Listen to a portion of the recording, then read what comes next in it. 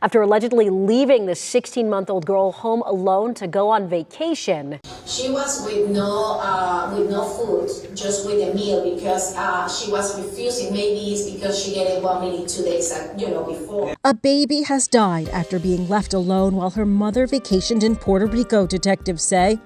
With no food, maybe milk, the clothing she had on, and the diaper she was wearing.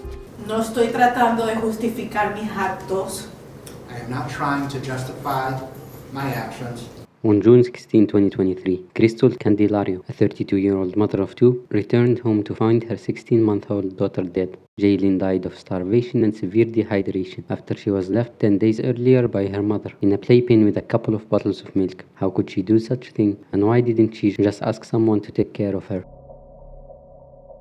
On June 6, 2023, Kristal Candelario, 32 at the time, left her 16-month-old daughter, Jailyn, alone in a playpen with a few bottles of milk and went away on a 10-day summer vacation. The daughter cries echoed through the street of Cleveland, Ohio. In the dead of night, the toddler whimpered and howled, but no one came to rescue her. A neighbor's doorbell camera captured the 16-month-old frequent screams, including one around 1 a.m. 2 days after her mother left. The prosecutor said during Candelario's vacation, Ring camera video captured the sounds of crying from her toddler while she was left unattended. Kristal was hundreds of miles away in Puerto Rico with a male friend, and after a few days at the beach and another stop in Detroit, she returned home on June 16, 2023 at around 8 a.m. to find her daughter dead and called 911. Security video shows the mother leaving with her suitcase on June 6 and returning home on June 16, and minutes after, she called 911. "Please, I need help," she told the 911 operator. Please help me. My daughter is dying." When she returned on June 16th, prosecutors say upon discovering her daughter dead in the pack and play, Candelario redressed the young toddler before calling 911. Portions of that phone call were played before the judge in court where Candelario can be heard screaming for help. Please, I need help. Okay, I can't help you if I don't know where you're at, so tell me the address so we can help you. 129 West 97. Okay, is there a single double apartment? Please. What's your name? Kristal. What's your last name, Kristal? Please, candelario, please help me. And what's your name? What's your last name? Disconnected.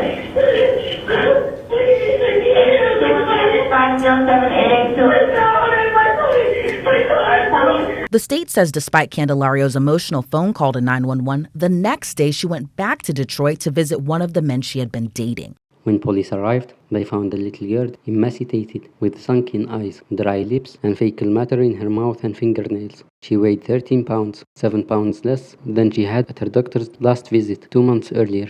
Kristal had dressed Jailyn in a clean outfit before emergency responders arrived, but the change of clothes did not hide the horror the girl had gone through. An autopsy determined that the toddler had died of starvation and severe dehydration, and it was ruled a homicide. Prosecutor's office wrote in a press release, Jailyn was extremely dehydrated at the time of her death. Jailyn was discovered in a pack and play pen on a liner soiled with urine and feces with soiled blankets. Kristal Candelario was arrested and charged with 1 count of aggravated murder and 1 count of endangering children. 32-year-old Kristal Candelario left her 16-month-old daughter Jailyn alone and unattended at her home beginning on June 6 of 2023. Candelario didn't return home until 10 days later on the 16th, and upon returning home, she made the tragic discovery. Her daughter was found unresponsive in what investigators described as a filthy playpen. She had been extremely dehydrated, and the young toddler was pronounced dead at the scene. According to the medical examiner, Jailyn's body was extremely emaciated. She weighed less than 14 pounds at the time of her death. Investigators say Candelario left her daughter alone while she vacationed in Detroit and Puerto Rico. She was arrested and booked a day after returning home and discovering her daughter's body. Neighbors said Kristal lives in the house with her parents and 2 daughters, the 16-month-old and a 7-year-old. Her parents recently went on vacation and took Kristal's older daughter with them. "There were so many people here. She could have knocked on any of our doors and asked us to take Jailyn," said one neighbor. She was always happy, always playing and smiling and laughing. Pictures and happy memories. That's all neighbors have of 16-month-old Jailyn Candelario. I absolutely loved her. She was like a little sister to me. Sulem and her mom Iris didn't want to show their faces. They said the first time they met Jailyn was last August. They were supposed to watch her only a few days, but they said her mom didn't return for a month and a half. I was the one calling her, look, I need milk, I need money. I don't have no money to buy milk for you, baby. What am I supposed to do? We were absolutely heartbroken. We loved Jailyn a lot. Iris and Sulem wish Calendario would have asked them to watch Jailyn. I wish for her to pay what she did to her daughter. Instead, they're left with an investigation and reminders of Jailyn's many visits. Jailyn really didn't deserve what happened to her. She was amazing and really adorable, and I miss her a lot. In court, Kristal Candelario pleaded guilty in February 2024 to 1 count of aggravated murder and 1 count of endangering children, in a deal with prosecutors that dropped 2 murder counts and a felonious assault charge. In February of 2024, Candelario pleaded guilty to charges including aggravated murder and endangering children. At her sentencing Monday, March 18, forensic pathologist Elizabeth Mooney told a Cleveland courtroom that children experienced the most extreme separation and anxiety between 9 and 18 months old. She recounted Jailyn's excruciating final days, saying the pain and suffering she endured lasted not only hours, not days, but possibly even a week. This feeling of abandonment of days on end, coupled with the pain of starvation and extreme thirst, is a type of suffering I don't think any of us could ever fully fathom. Prosecutors say Jailyn died a horrible death, prompting them to bring in the medical examiner, Dr. Elizabeth Mooney, to explain to the judge the terrible and horrendous conditions Jailyn suffered. Unfortunately, this is one of the most tragic and unfortunate cases I've had in my career thus far. So today I speak on behalf of her and her findings with the course of my examination. We received Jailyn at the medical examiner's office from the scene of her residence, at which time she was clothed in non-soiled clothing, indicating her body had likely been dressed prior to first responders' arrival, as they had mentioned before. So at autopsy, I examined the body of a very emaciated female toddler. At this point, she weighed 13 pounds.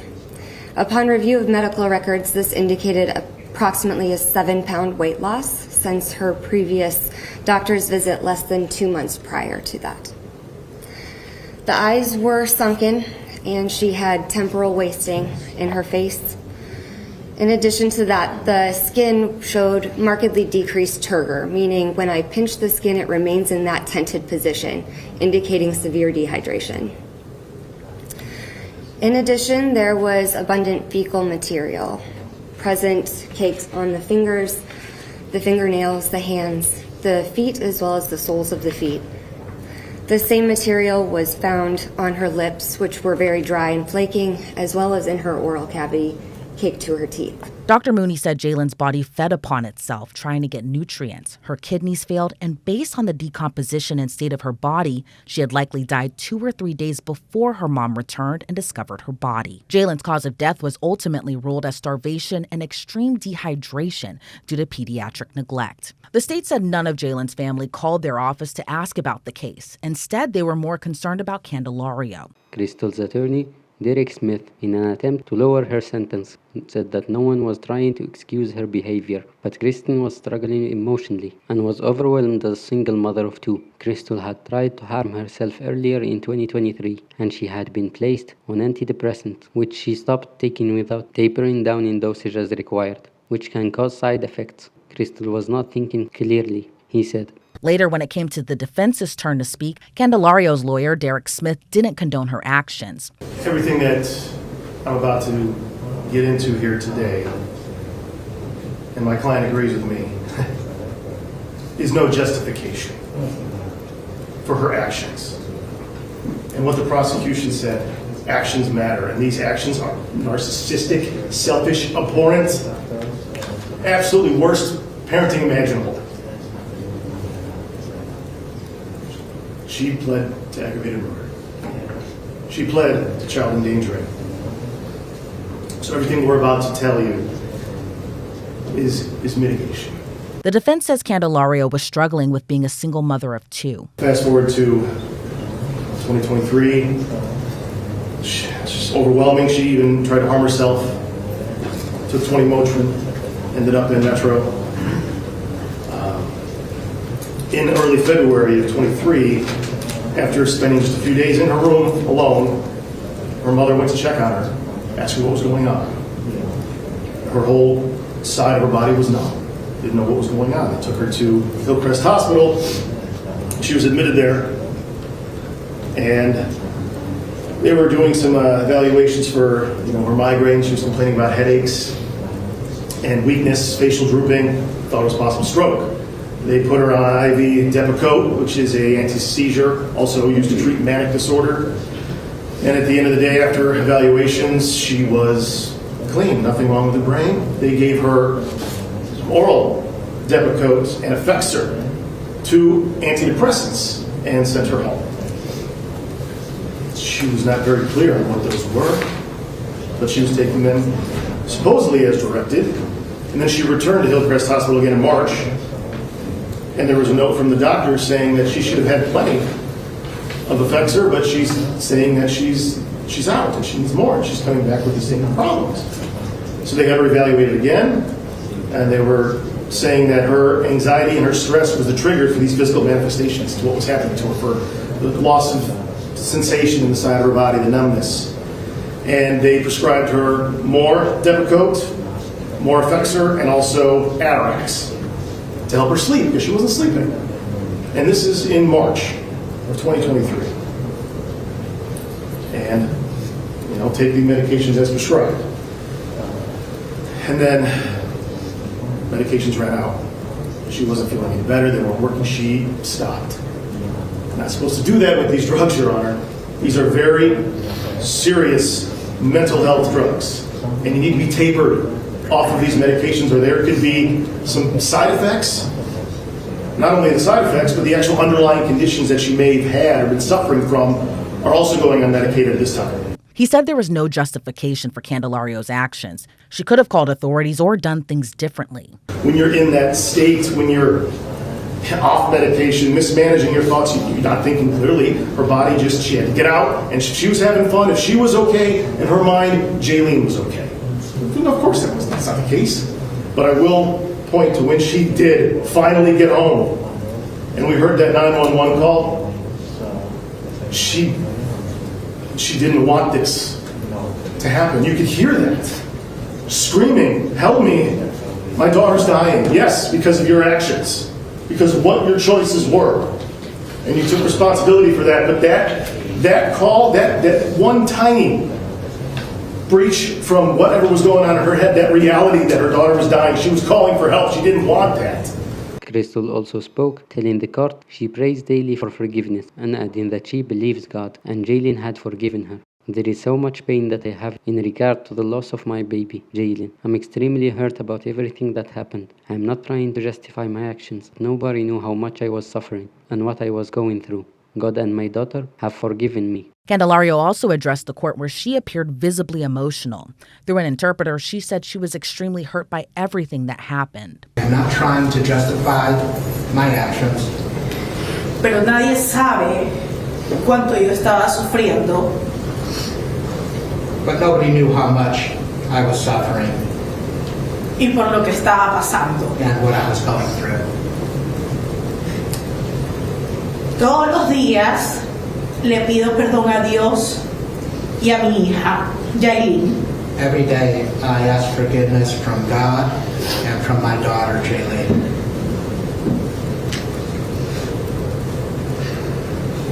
Soy una persona creyente de Dios. I'm a person who believes in God.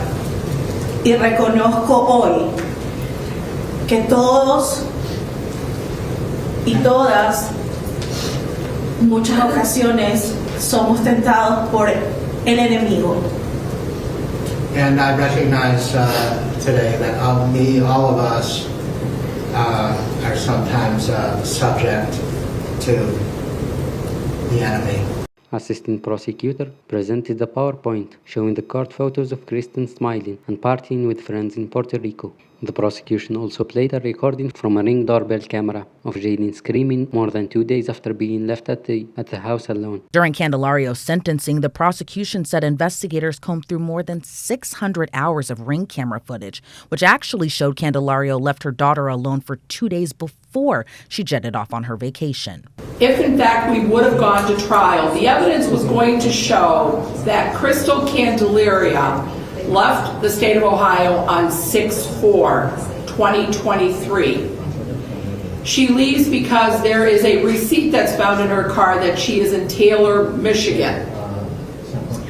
Unbeknownst to Ms. Candelario, her neighbors had Ring doorbell, and the Cleveland Police Department Homicide Unit has gone through 648 hours and videos of the Ring doorbell, which you're going to see in this presentation.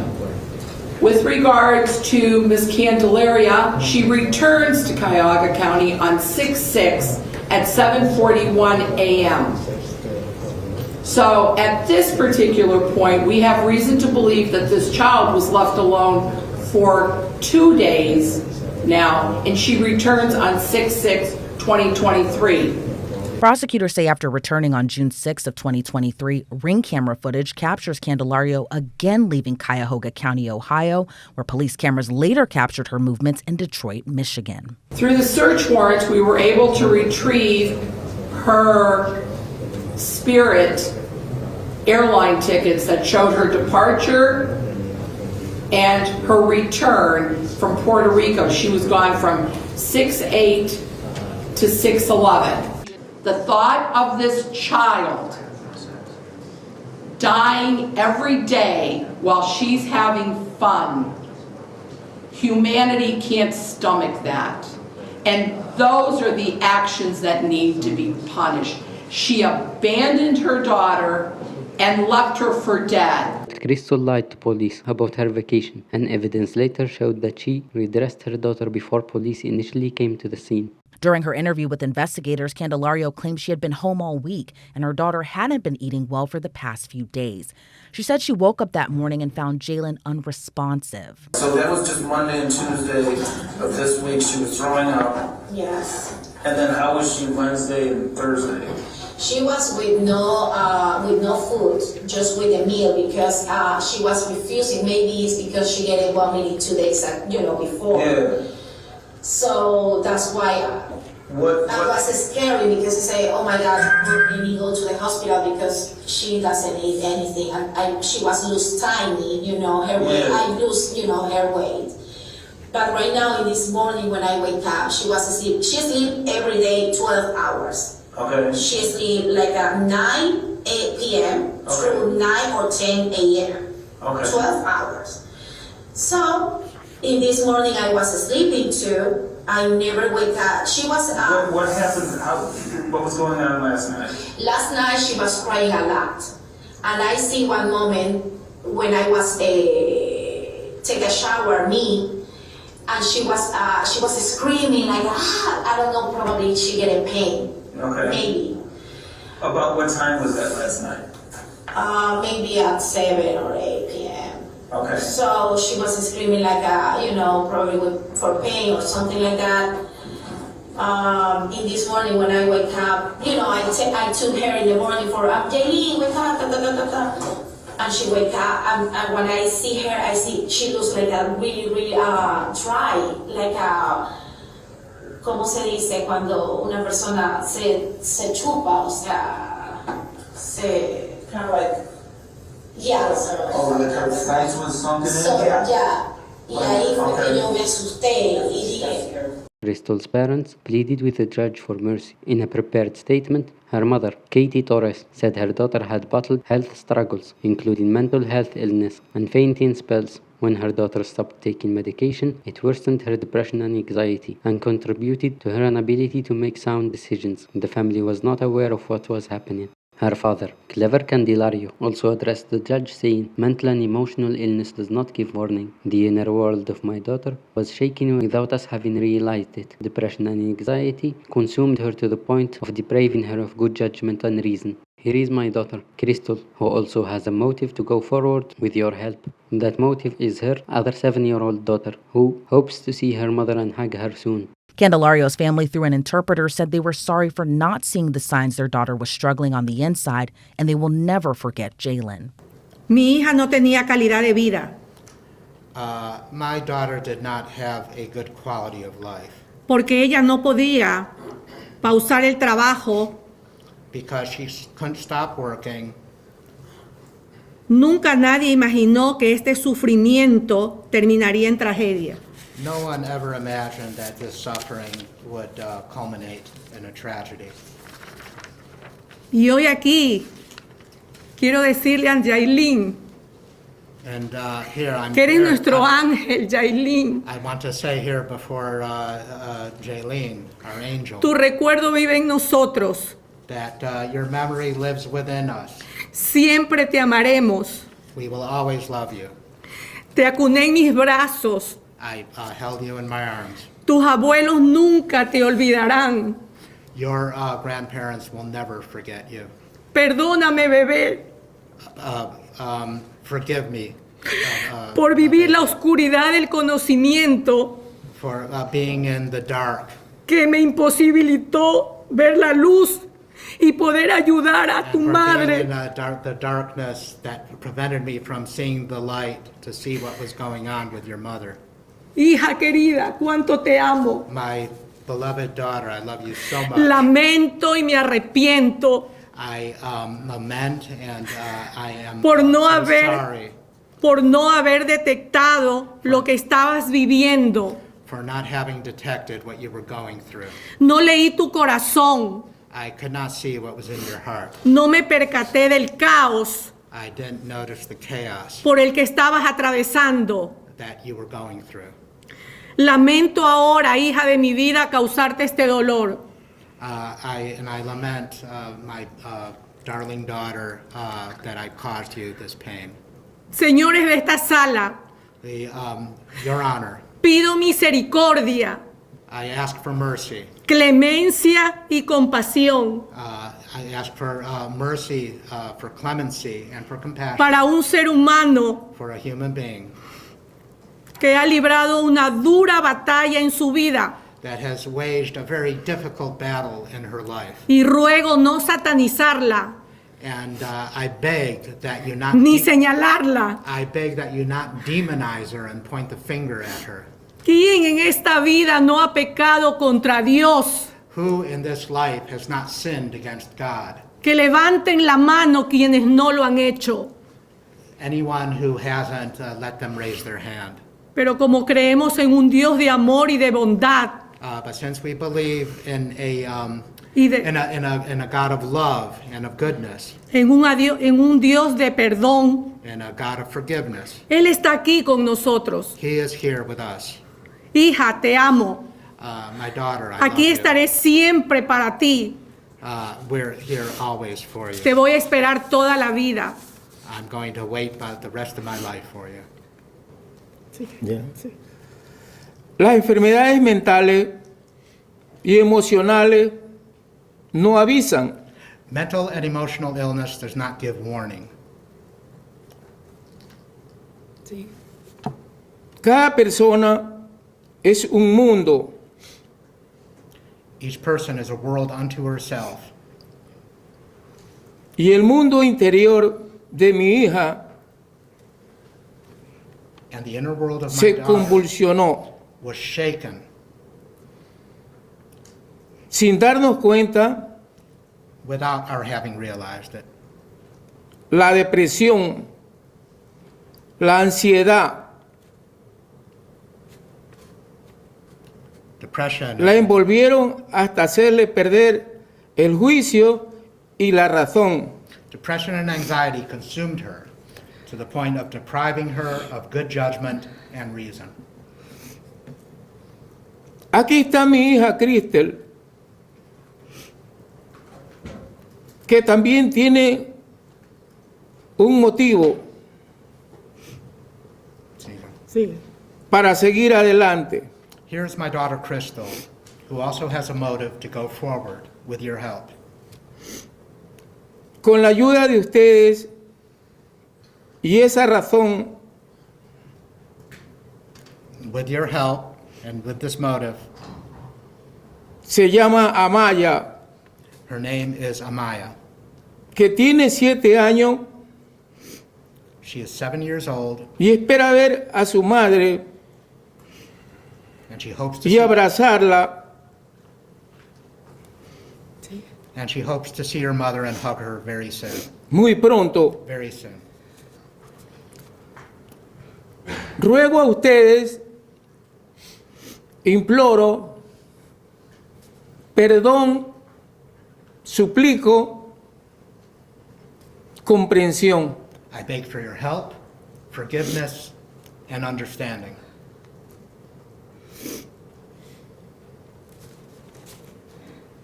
Hija querida, recuerda siempre, My beloved daughter, always remember que nunca te olvidaremos. that we will never A Jailyn, forget Jailyn, mi amada nietecita, my beloved granddaughter, que tuve en mis brazos, who I held in que my todos arms, los días tenía que yo amanecer cogiéndola a mi nieta, that every quien day extraño mucho, we miss you very much, profundamente. very deeply. Su imagen está grabada en mi recuerdo. I carry her image always within my memory. Jailyn es nuestra luz. Jailyn is the light of our life. Amaya es nuestra esperanza. Amaya is our hope. Te amo, hija. I love you, my daughter, Hasta el final de mis días. until the end of my days. Y aquí estaremos esperando por ti. And we will be here waiting for you. The county judge said Kristal, through her actions, committed the ultimate act of betrayal, leaving your baby terrified, alone, and protected to suffer what I heard was the most gruesome death imaginable, with no food, no water. The evidence I've witnessed here before this court shows that this time you simply chose not to be here because you wanted to have fun. You decided you needed a vacation, and what followed was absolute depravity. Just as you didn't let Jailyn out of her confinement until she died, you should spend the rest of your life in a cell without freedom. Then the judge sentenced her to life in prison without the possibility of parole. Candelario said not a day goes by that she doesn't think of her daughter and says she prays to be reunited with her surviving daughter one day. However, the judge didn't mince words, saying Jailyn died without the protection of her own mother, who chose to have fun over parenthood. Ms. Candelario, I am not sentencing you today based on your race, your ethnicity, your gender, or your religion. Do you understand? Yes.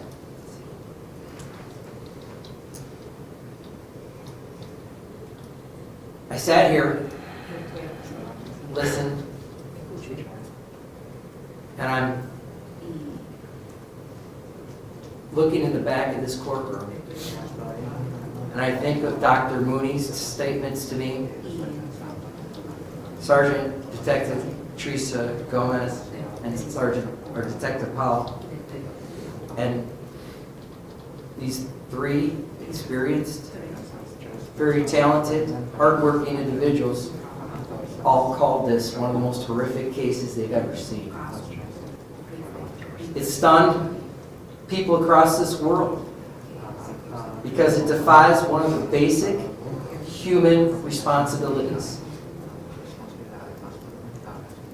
The bond between a mother and a child is one of the most purest and most sacred bonds between human beings.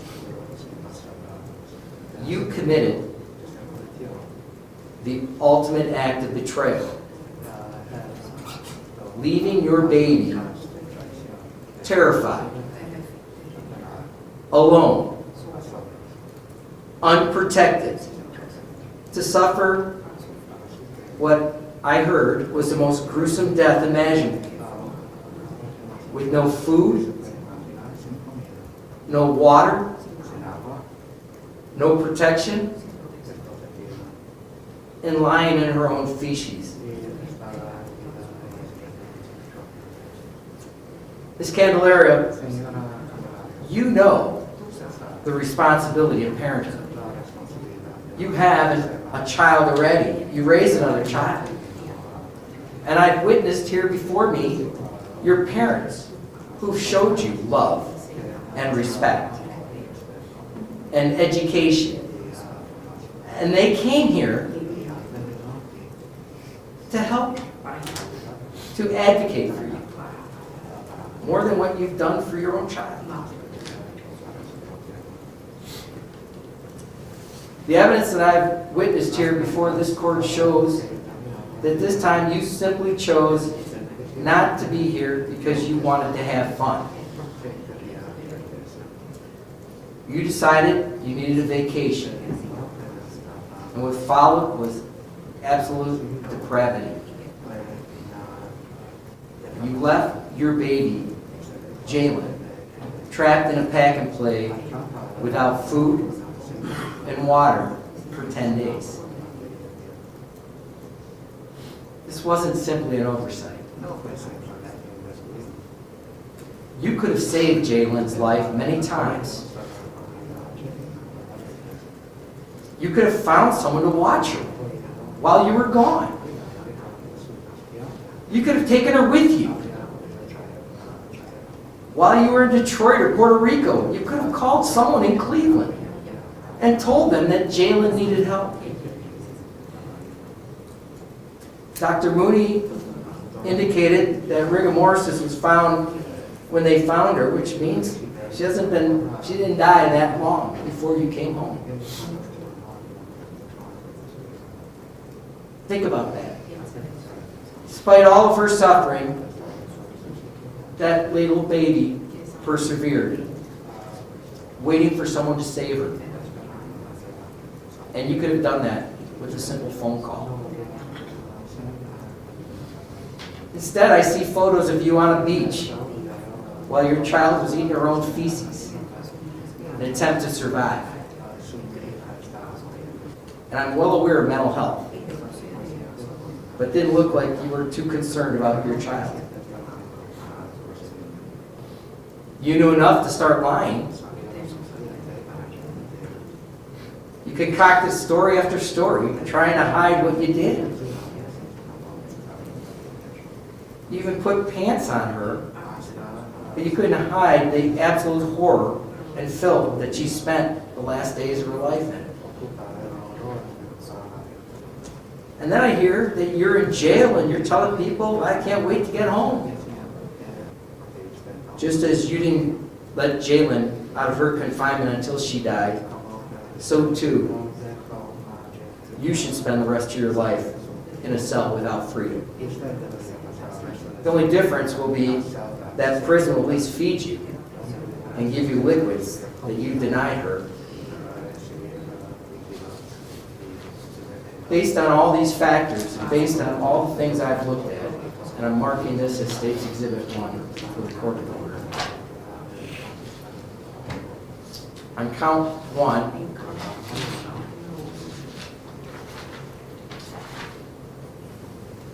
aggravated murder, I'm going to sentence you to life in prison without the possibility of parole. On count 5, I'm going to sentence you to 8 years to run concurrent to count 1.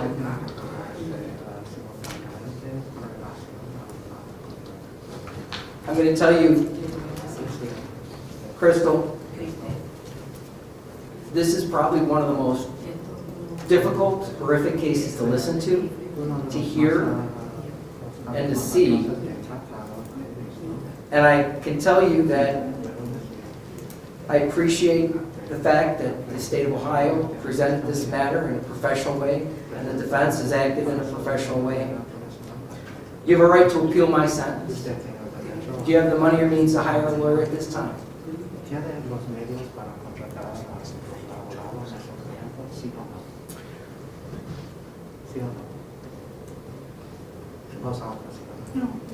No. All right. I'll appoint a lawyer to represent her. What else? And on the endangering children, because of the Reagan-Tokes thing, it would be 8 to 12 years. That would be concurrent with the aggravated murder, which is life without parole. The judge sentenced her to life in prison without the possibility of parole.